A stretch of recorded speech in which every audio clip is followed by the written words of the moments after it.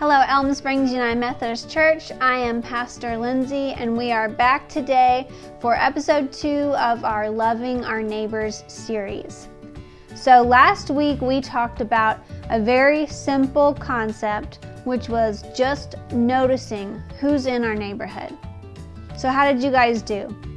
Did you notice anybody new in the neighborhood or any new activity that you hadn't taken time to see before? Some of you commented on our videos, and I loved hearing about all the ways that you were noticing people in your neighborhood that you are called to love. Last week we started the parable of the Good Samaritan in Luke chapter 10, and we left off with the expert in the law asking, "Who is my neighbor?" So we're going to continue today with that parable and pick up the rest of the story.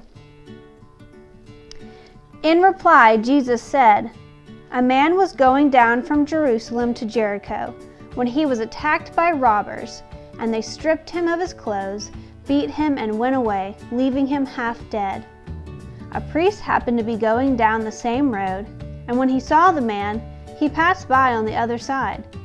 So too, a Levite, when he came to the place and saw him, passed by on the other side.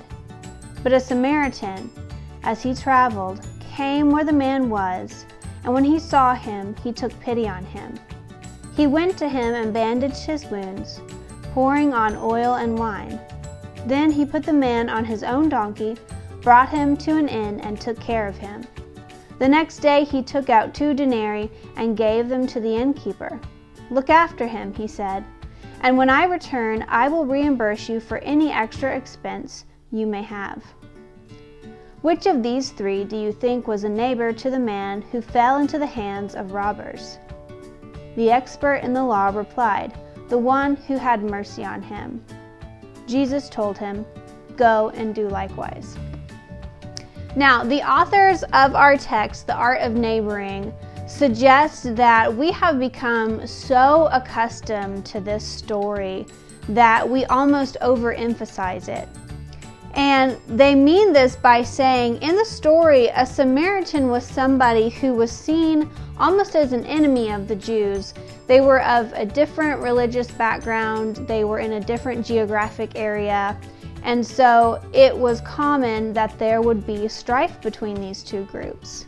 And so Jesus is using this parable as a way of telling them, not only are you to love those who are in the same ethnic and geographic and religious background as you, but you are also to love your neighbors who come from different walks of life.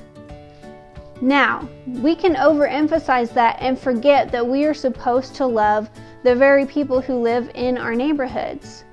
Jesus assumed in this parable that the hearers would have no problem loving those who lived around them and had the same experiences as they had.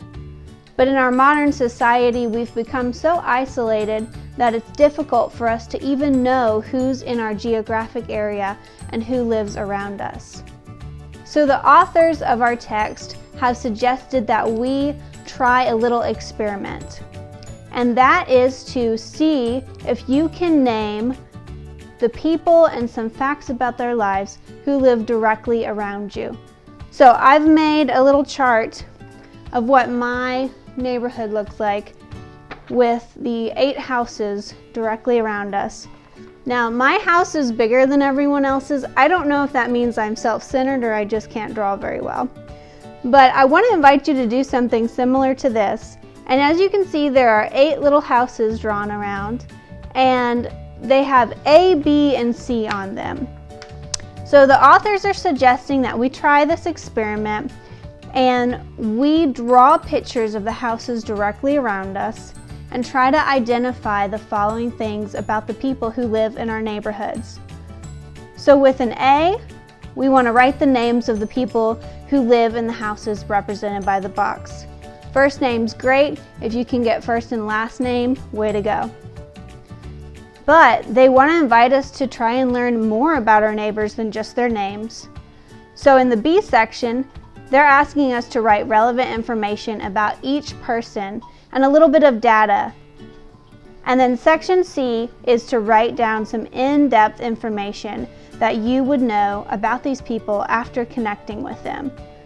So I want to invite you all to join me in drawing a little diagram of your neighborhood and seeing this week how many people you really know who live next to you, and we'll come back next week and talk about it. Until next time, be blessed.